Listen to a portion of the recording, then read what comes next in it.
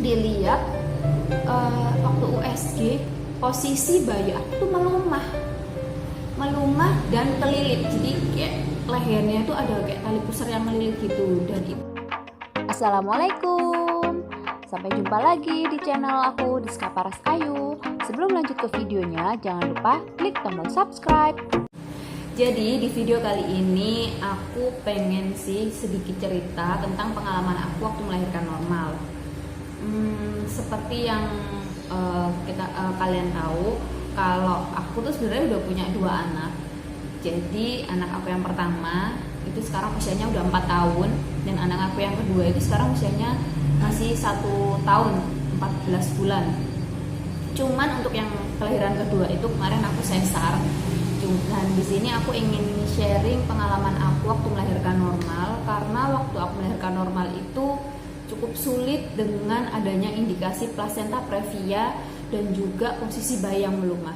Jadi aku dulu waktu melahirkan normal itu, kehamilan yang pertama itu aku nikah usia 21 tahun dan langsung hamil sih. Jadi aku menikah di bulan Juli, kemudian ternyata Agustusnya itu udah positif hamil, alhamdulillah.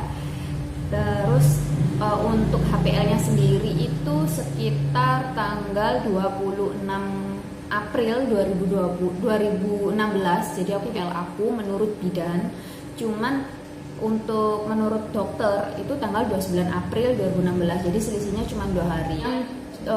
Mau aku sharing di sini adalah ketika aku di usia 34 minggu itu aku USG di dokter yang ada di bidan aku. Jadi aku dulu itu periksanya selalu ke bidan, dan aku juga lahirannya tuh di bidan, di rumah bidan. Lahirannya normal, alhamdulillah. Dan di situ langsung divonis katanya bayi aku itu plasenta previa.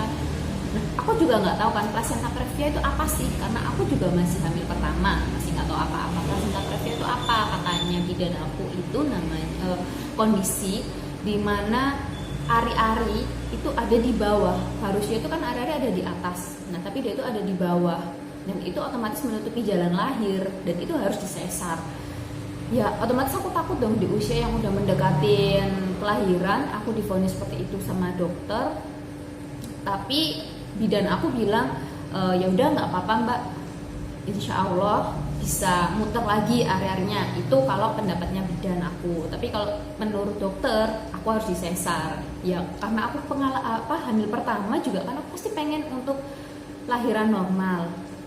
Jadi aku berusaha tanya nih ke bidan aku, terus gimana bu supaya posisi janin aku tuh posisi area-area aku tuh bisa balik lagi.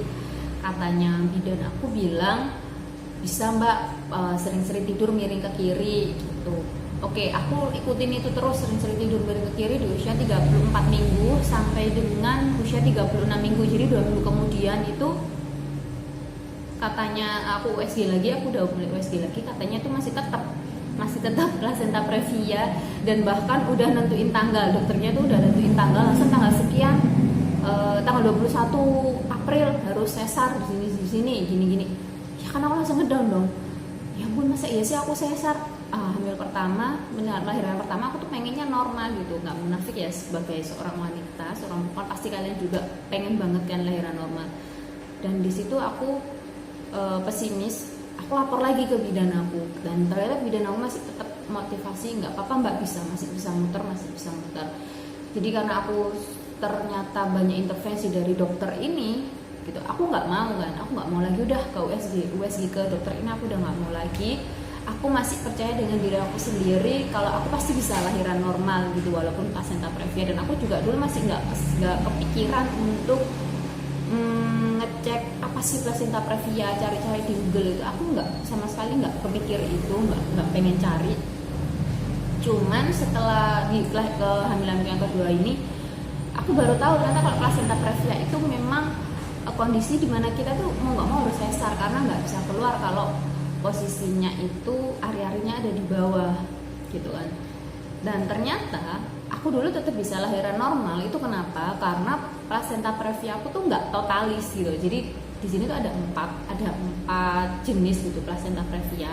Jadi yang pertama itu placenta previa totalis gitu, dimana ostium uteri internum itu tertutup oleh placenta. Jadi pas jalan lahir itu di bawah, jadi area-area itu benar-benar nutup secara total di bawah seperti itu.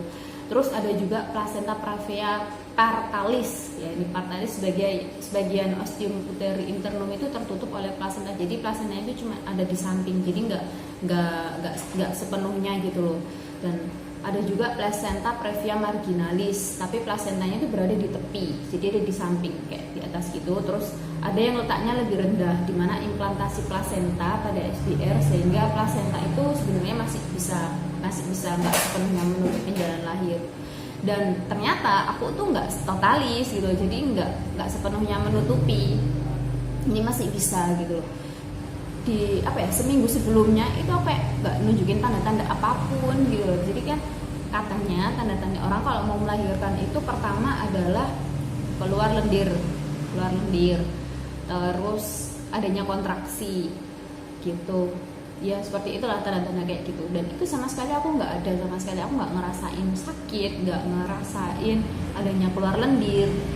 Dan kemudian di hari, kalau nggak salah tanggal 26 itu kan hari Kamis, hari Selasa itu harusnya aku udah HPL-nya ya, HPL menurut bidan. Tapi aku hari Minggu tanggal 24 hari Minggu itu tiba-tiba aku kayak ngeluarin darah, kayak bukan bercak sih, udah lebih kayak menstruasi gitu, udah cukup banyak. Dan ini kok ada darah gitu kan, aku otomatis senang, wah ini berarti tandanya aku kesini mau melahirkan.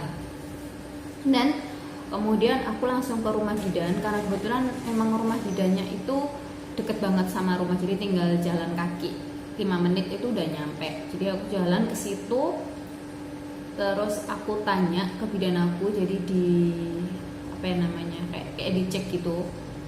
Dan ternyata belum ada pembukaan gitu. Jadi aku belum ada pembukaan, loh kok belum ada pembukaan ya, padahal aku tuh udah keluar darah, cuman emang aku nggak ada ngerasain sakit, jadi aku nggak ada ngerasain kontraksi. Dan bidannya bilang nanti ya mbak nunggu kalau udah ada kontraksi, nanti kesini lagi besok. Kok besok? Ya udahlah, aku mikir ya udahlah mungkin nunggu kontraksi, karena emang aku nggak ada sama sekali ngerasainnya namanya kontraksi. And then hari Seninnya pagi itu masih keluar terus, kok ini darahnya kayak menstruasi kok banyak banget sih, kenapa ya? Kok nggak ada sakit sama sekali. Nah ternyata setelah sekarang aku baru paham apa itu placenta previa, aku baru ngeh kalau placenta previa itu tanda-tandanya adalah adanya pendarahan dan tidak disertai dengan rasa sakit. Pendarahannya itu cukup banyak seperti kayak menstruasi gitu. Dan mungkin itulah juga gejalanya, aku memang benar-benar masih placenta previa di detik-detik aku mau lahiran itu, dengan keluarnya darah yang banyak itu tanpa adanya rasa sakit. Terus hari Senin ya aku masih pede lagi dong, aku ke rumah bidan lagi, bu ini kok masih keluar darah terus, ini aku harus gimana? Kan aku juga takut, dan apalagi masalahnya hamil pertama juga. Dicek lagi belum ada pembukaan dan disuruh sabar udah mbak, nggak apa-apa besok aja, kalau ada lagi kesini lagi. Terus hari Selasa pagi aku sebenarnya masih pendarahan sih waktu itu ya, cuman nggak seberapa banyak. Tapi Selasa sore kalau nggak salah tuh tambah banyak lagi kan. Aku Selasa pagi mau ke bidan lagi, mau cek udah ada pembukaan atau belum. Itu aku nggak pede karena aku juga malu kan, udah 2 kali bolak-balik dari rumah bidan dan aku pulang tanpa hasil, ternyata aku masih nggak ada pembukaan sama sekali. Ya udah akhirnya aku mutusin udahlah ditunggu aja sampai benar-benar ada rasa sakit, ada kontraksi. Dan itu sama sekali aku masih belum ngerasain kontraksi. Kemudian Selasa sore makin banyak masih aja ya nggak ada pembukaan. Aku beranikan itu Selasa sore, aku beranikan diri ke bidan lagi, masih belum ada pembukaan. Ya udahlah, mau gimana lagi gitu kan, aku takut. Akhirnya hari Rabu aku putuskan untuk ke dokter kandungan, tapi beda dengan dokter yang aku USG, yang aku divonis plasenta previa dan harus segera operasi sesar. Aku beda, jadi aku USG di dokter lain, dokter tempat aku USG 4 dimensi. Di situ ternyata dilihat waktu USG posisi bayi aku tuh melumah dan kelilit, jadi kayak lehernya itu ada kayak tali pusar yang melilit gitu, dan itulah yang menyebabkan kenapa selama berhari-hari aku tuh pendarahannya karena plasenta previa, tapi walaupun nggak totalis ya, jadi pendarahannya karena plasenta previa dan bayi aku melumah, jadi kayak dia tuh mau cari jalan lahirnya itu susah gitu loh. Melumah kan biasanya kalau bayi itu posisinya kan tengkurap gini lah, tengkurap harusnya kan. Nah jadi itu posisinya tuh wajahnya tuh ada di depan, di atas gitu. Dan itu yang bikin sampai dengan 3 hari berturut-turut pendarahan tanpa adanya kontraksi, karena dia belum nemuin jalan lahir gitu.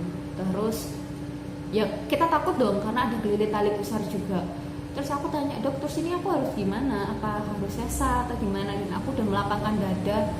Ya udahlah nggak apa-apa, demi keselamatannya anak aku juga, kalau memang harus sesar, ada suara motor, kalau memang harus sesar ya udah, aku udah ikhlasin. Terus ibu mertua aku langsung datang kan ke rumah, udah kamu sesar aja malam ini gitu. Kalau memang udah divonis seperti itu, nakutin kan juga karena kelilit itu tadi di bagian leher, takutnya ada kenapa-kenapa. Kalau maksain normal, ya udah besok pagi kita dirujuk aja di rumah sakit. Waktu itu kan aku juga niatnya pengennya lahirannya kalau sesaran dengan BPJS ya, dengan BPJS. Jadi aku harus punya surat kayak rujukan gitu, dan karena aku selama ini periksanya ke bidan, jadi aku langsung datang ke rumah bidan. Terus aku masih hasil USG aku di dokter itu, Bu, ini ternyata hasil aku seperti ini, ternyata aku harus ini aku memutuskan dan suami juga memutuskan untuk sesar aja, jadi mohon rujukannya. Jadi waktu itu bidan aku langsung ngasih rujukan ke rumah sakit rujukannya bidan aku itu untuk aku sesar besok paginya, Kamis pagi jam 10 harus siap. Dan aku cuman berdoa sih dalam hati, ya Allah beri aku keajaiban, aku pengen gitu, sambil elus-elus si dede, sambil elus-elus si kakak ya, sambil aku elus-elus bayi aku, ya Allah mudah-mudahan ada keajaiban, aku pengen banget lahiran normal, tapi ya udahlah nggak apa-apa, semua ketentuannya aku serahkan kepadamu ya Allah gitu. Aku doanya gitu dalam hati selama semalam itu, dari nunggu Rabu malam sampai dengan Kamis pagi. Yang Kamis pagi aku harus berangkat untuk sesar, dan ternyata memang keajaiban Allah itu benar-benar ya. Jam 1 malam, Kamis jam 1 malam, tiba-tiba perut aku sakit banget, sakitnya itu baru pertama kali aku ngerasain sakit kayak gitu. Kalau yang namanya dilep itu sakit waktu kalau kita lagi menstruasi, itu aku pernah ngerasain, itu nggak ada apa-apanya, jadi kayak 10 kali lipat dari itu. Ini sakit banget ya Allah gitu, jadi perut aku tuh udah nggak bisa tidur, udah nggak bisa. Aku panggil nenekku dong, kan waktu itu aku memang mau lahirannya juga di rumahnya nenek, karena yang deket rumah bidan itu rumahnya nenek aku. Terus aku panggil nenek aku, dilus-lus gitu, wah ini kayaknya kamu mau lahiran induk gitu ya wis, mudah-mudahan juga ini udah wis, besok pagi aku mau ke rumah bidan lagi, aku mau tanya siapa tahu ada pembukaan. Yang ternyata dari jam 1 malam sampai jam 5 subuh itu rasanya nahan sakit itu bener-bener nggak bisa dibayang, sakit banget. Dan itu sakitnya tuh kayak udah mulai berkala gitu loh, jadi kayak 5 menit sekali sakit, terus berapa menit sekali sakit, seperti itu udah lebih teratur sakitnya. Aku juga kan dulu masih awal mau melahirkan juga kan masih awam banget ya, nggak tahu kayak kontraksi palsu, kontraksi asli itu bedanya apa ya. Ternyata yang aku rasain malam itu adalah kontraksi yang benar-benar udah kontraksi. Terus subuh aku langsung ke rumah bidan. Aku sebelumnya SMS dulu, Bu ini saya mau ke rumah, ini saya udah merasakan sakit, ya udah Mbak sini saya cek.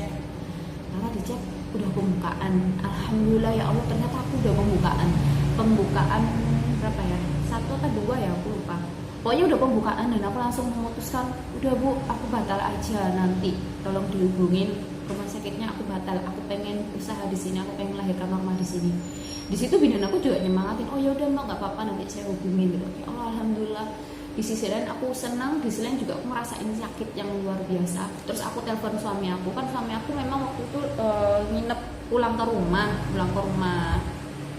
mertua aku, karena dia juga harus nyiapin berkas untuk keperluan aku melahirkan sesar itu kan, jadi ngurus BPJS, ngurus segala macam. Aku telepon, lu ini suratnya udah jadi, surat BPJS itu udah jadi, rujukanku juga udah jadi, nggak apa-apa, aku pengen usaha untuk normal dulu, gitu aku manggil suamiku gitu, aku udah mau usaha dulu nih normal. Dan alhamdulillah ternyata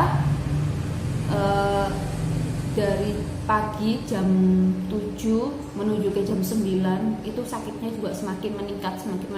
Jam 9 dicek lagi sama asisten bidannya, itu udah pembukaan 2. Jadi setelah aku ke bidan yang subuh itu, aku kan mandi dulu pulang terus aku ke rumahnya bidan lagi, di situ nunggu sampai pembukaan penuh ya. Jadi aku di jam 9 pagi itu pembukaan 2 cukup lama banget. Terus masuk agak siang, semakin siang aku pagi itu masih bisa buka HP ya, masih bisa izin ke teman-teman kantor, hari ini aku nggak bisa masuk ini itu segala macam, aku udah ada tanda-tanda melahirkan. Oh ya, siapa udah cuti, lupa ya, pokoknya aku udah gitu, udah mulai nggak bisa pegang HP itu duhur jam 12. Sakitnya luar biasa, ya Allah, beneran ini kayak gini ya ternyata sakitnya orang kayak mau melahirkan itu. Dan jam 12 itu mulai sakitnya udah nggak bisa, aku udah minta dipegangin ibu waktu itu jagain aku, jadi aku bener-bener aku pegang angkat tangan, ya Allah sakit sekali, ini kapan ini pembukaannya, udah penuh apa belum, dicek masih bukaan 4, ya ampun lamanya, terus ini kapan gitu, aku rasa duhur. Terus suami aku datang, aku ditemenin suami. Terus bidan aku juga datang kan, bidan aku dinas juga di puskesmas. Terus siang itu datang ke rumah bersalin. Terus aku dimotivasi, Mbak Diska, semangat ya, tetap makan, terus jalan-jalan, dibuat gerak-gerak, dibuat miring kiri yang banyak, katanya sih miring kiri itu lebih mempercepat katanya, tidurnya miring kiri.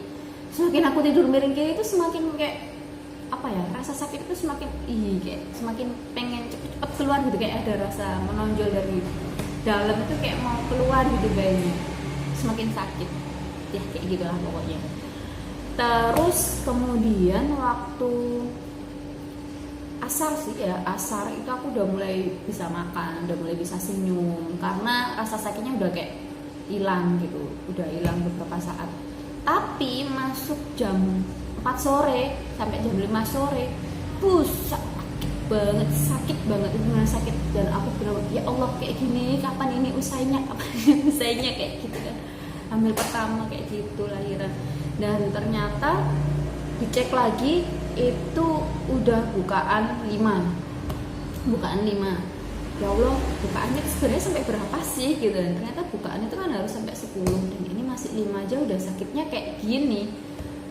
Kemudian ya udahlah, disemangatin. Waktu itu namanya juga kan lahirannya di rumah bidan ya, jadi keluarga aku deket kan dari rumah juga, banyak yang ke tempatku pada motivasiin aku, Diska semangat ya, terus Diska kamu harus kuat. Kayak ada juga kakak iparku yang ngasih aku semangat, dulu aku tuh gini, aku dulu malah nggak enak apa segala macam. Jadi kayak aku benar-benar dimotivasi untuk tetap kuat gitu loh, semangat. Banyak banget orang yang nyemangatin aku gitu. Sisi positifnya adalah harus banyak juga orang yang kasih semangat ke kita, itu juga intervensi positif, afirmasi positif buat kita gitu. Kemudian jam berapa ya, maghrib itu kerasa sakitnya luar biasa, dan aku udah dipindahin ke ruangan bersalin. Di situ dicek udah bukaan 7, alhamdulillah udah bukaan 7, rasanya kurang 3 bukaan lagi ya. Bukaan 7 itu rasanya udah kayak nyundul banget, kayak bayinya itu kayak mau keluar, kayak aku pengen ngeden gitu. Tapi nggak boleh, kalau belum bukaan lengkap itu kan nggak boleh ngeden tuh katanya. Jadi aku bukaan 7 itu rasanya udah sakitnya luar biasa. Aku udah kayak mau nyerah, dan suami aku semakin panik dong ngeliatin aku kayak gini, kasihan. Dan ternyata sampai aku tiba-tiba datang ke ruangannya ibu bidan bilang, "Bu, kalau sesar aja gimana?" Ya ampun. Jadi waktu itu kayak suamiku yang benar-benar takut ya, takut banget. Mungkin kasihan lihat aku kesakitan gitu. Jadi dia langsung memutuskan untuk gimana kalau ini disesar aja ya. Gak mungkin dong dengan posisi aku udah bukaan 7, menahan rasa sakit. Kalau sesar juga prosesnya juga masih lama, di rumah sakit masih harus ini itu. Nanti kalau lahir di jalan gimana gitu kan. Akhirnya ibuku kayak bilang, udahlah kamu, udahlah Bud gitu, kamu doain aja istri kamu, insya Allah nanti juga bisa lahirannya itu akan lancar gitu. Jangan kamu malah nambah-nambahin kayak gini, kamu gak usah takut gitu. Enggak, kalau sesar pun juga malah kasihan istri kamu nanti di jalan gitu segala macam. Dan akhirnya maghrib itu benar-benar rasanya kayak mau nyundul gitu, kayak ada yang mau nyundul gitu loh dalam ya itulah kayak gitu. Kemudian jam 7 semakin aku nggak bisa nahan yang namanya pengen ngeden. Jadi jam 7 malam itu bukaan 8 katanya bidannya tuh udah bukaan 8, nggak boleh ngeden, tetapi ada rasa kayak pengen keluar dan aku nggak bisa nahan untuk nggak ngeden. Tiba-tiba ketubannya pecah. Aku kerasa banget di situ kayak ada keluar cairan anget gitu. Ya itu ketuban pecah, ya ketubannya pecah dan aku langsung manggil, "Bu, ini ketubannya pecah," gitu. Aku manggil gitu ke ibu, terus ibuku manggil ke bidannya, "Duh, ini gimana?" Kayak udah pada mau persiapan gitu kan. Ditahan. Aku nih bingung, aku nih teriak-teriak, aku doa, aku zikir, Allahu Akbar, subhanallah, semuanya aku doain, ya Allah ini sakit banget. Bidannya malah ya namanya apa ya, melahirkan normal itu kan memang harus secara alami ya. Jadi bidannya ya diam aja, bidannya juga udah tahu kan pasti emang sakitnya kayak gitu, dibiarin sampai bener-bener bukaan lengkap. Tepatnya jam setengah 9 itu udah dicek, kayaknya bukaannya itu udah lengkap, itu udah wis kayak gak karu-karuan nih rasanya, itu campur aduk, sakit banget. Dan waktu itu bidan aku tuh kan punya asisten 3, dan 3 asistennya itu semuanya dikerahin gitu loh. Jadi yang satu megangin kaki aku, yang satunya itu megangin perut aku yang atas, yang satu itu ada satu asisten bidan yang gendut. Jadi kayak perut aku tuh dibantu didorong gitu kan. Aku nggak bisa ngeden. Padahal waktu dulu itu aku suka ikut kelas senam untuk mempersiapkan melahirkan tuh ada kan diajarin cara ngeden. Tapi tetap aja waktu itu aku susah banget ngeden, karena kalau emang nggak ada kontraksi kayak dorongan dari dalam, itu kita ngedennya susah banget. Dan aku nggak bisa ngeden waktu lagi nggak ada kontraksi. Ayo mbak ngeden. Aku nggak bisa ngeden gitu loh. Dan itu bidan aku nggak tahu dia mutek-mutek apa di bawah. Terus kayak aku juga kerasa kayak dikasih suntikan gitu. Aku juga nggak tahu itu suntikan apa, entah itu suntikan induksi pendorong atau apa, aku nggak tahu. Entah itu suntik, aku juga diinfus sih ya, habis infus 4. Itu katanya untuk nguatin aku sih gitu. Jadi aku ada diinfus 4. Dari sore sampai malam aku infus 4 itu. Dan selanjutnya adalah tiba-tiba sekitar jam 9 bener-bener kayak aku kerasa, wah ini udah kelihatan nih kepalanya, tapi tiba-tiba kontraksinya hilang. Aku nggak bisa ngeden dong, dan kepalanya tuh kecepit. Ya ampun, ayo mbak gitu, aduh di situ udah kelihatan kepalanya gitu, kayak kok malah nggak mau ngeden lagi gitu. Akhirnya si bidan yang gendut itu tiba-tiba dorong perut aku dari atas. Sebenarnya ini nggak dianjurkan sih, kalau dalam kebidanan itu nggak boleh, tapi nggak tahu kenapa waktu itu asisten bidan aku memberanikan diri dorong perut aku, jadi bantu aku ngeden dari atas. Terus bidan aku yang asli itu, bidan utama ya, bidanku itu langsung nggak tahu dia mau apa, kayak mau narik kepala dan bisa ketarik, alhamdulillah bisa ketarik. Terus bidan aku tuh nyeletuk gini, wah iya nih kelilit tali pusar kepalanya. Aku lihat gerakan tangannya kayak kayak buka tali pusar itu, berarti benar dong kalau aku tuh kelilit tali pusar bayi aku gitu. Dan posisinya itu melumah, bidan aku bilang gitu, melumah. Ya Allah, ternyata beneran gitu loh, posisi melumah dan kelilih tali pusar dengan sesusah itu. Aku harus ngelahirkan itu emang sesusah itu. Terus setelah udah selesai didorong lagi sama bidan aku satunya, asisten bidan yang gendut itu, didorong lagi dan alhamdulillah keluar bayinya. Belum nangis kayak gitu aja, kayak cuman gitu aja. Dan aku lihat suasananya itu udah kan kalau aku lahiran di bidan itu ibu sama suami aku bisa nemenin aku di dalam, bisa masuk. Aku lihat suami aku sujud syukur, ya Allah, aku rasanya terharu banget gitu.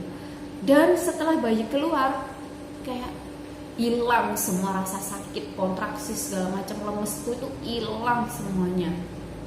Dan alhamdulillah terus aku inceng gitu kan, aku lihat gitu, alhamdulillah bayinya cowok, terus kayak dikeluarin lendirnya, kayak disedot air ketubannya, itu dia langsung nangis wah gitu. Dan di luar ruangan melahirkan itu kan juga ada mertua aku, ada kakak ipar aku, ada nenek aku, ada bapakku juga di luar itu, kayak alhamdulillah gitu, saya sampai kedengaran di dalam. Dan di situ rasanya semuanya itu lebih fokus ke bayi lagi. Dan asisten bidanku kan udah nyiapin perlengkapan buat penjahitan ya, jahit perineum gitu. Aku hitung itu waktu itu jahitannya ada banyak banget. Nggak kerasa sakit. Kenapa nggak kerasa sakit? Karena mungkin aku masih inget rasa sakit yang waktu kontraksi itu, kayak dibandingin rasa sakit waktu dijahit itu nggak ada apa-apanya sama sekali gitu. Dan waktu dijahit itu aku hitung sekitar ada berapa ya, 12 kalau nggak salah, nggak tahu lah. Pokoknya waktu dijahit itu benar-benar nggak ada rasa sakit, karena aku juga menikmati suasana haru saat semua anggota keluarga aku tuh gendongin anak-anak aku. Ya namanya juga lahiran di rumah bidan ya, lahiran di rumah bidan itu kan nggak seketat kalau kita lahiran di rumah sakit gitu. Jadi aku bisa melihat lalu lalangnya keluarga aku, suami aku adzan ke anak aku, terus lihat yang lainnya itu bergantian gendongin. Jadi mereka semua udah fokus ke bayi gitu, dan aku fokus sama diri aku sendiri. Waktu aku dijahit rasanya itu alhamdulillah lega banget. Dan setelah dijahit aku udah bisa istirahat sampai keesokan harinya. Aku masih nginep kan, itu kan mana jam 9 malam lahirannya. Jadi aku nginep di rumahnya bidan sampai pagi. Dan pagi itu kondisi aku udah pulih gitu kan, aku dapat sarapan, jadi aku makan dulu. Setelah itu aku langsung pamitan untuk pulang. Kesimpulan dari cerita aku ini adalah, kalau kalian yang pernah divonis atau mungkin saat ini sedang divonis placenta previa, itu coba kalian cari tahu dulu placenta previanya itu yang apa. Apakah totalis yang sepenuhnya menutupi jalan lahir? Kalau memang totalis dan sepenuhnya menutupi jalan lahir, itu memang mau nggak mau kalian harus sesar, karena jalan lahirnya pun aja udah ketutup, gimana bisa keluar gitu bayinya. Dan bayi meluma, kondisi bayi meluma itu juga tetap masih bisa melahirkan normal, walaupun resikonya adalah yang aku ceritain tadi, pengalamanku, yaitu rasa sakit yang luar biasa, jauh berkali-kali lipat daripada yang posisinya itu telungkup, yang posisinya benar, bayi yang posisinya udah sesuai itu akan lebih lama proses kontraksinya, proses melahirkannya lebih lama, dan juga akan lebih sakit itu kalau yang bayi meluma. Jadi dua intervensi ini aku bisa kalahin alhamdulillah. Terus cerita aku terlalu panjang, udah berapa menit tadi ya. Intinya aku untuk teman-teman yang saat ini sedang hamil dan sebentar lagi akan melahirkan, aku doakan semoga melahirkannya lancar, sehat ibu dan bayinya. Thank you for watching. Jangan lupa like, comment, dan subscribe. Terus assalamualaikum warahmatullahi wabarakatuh.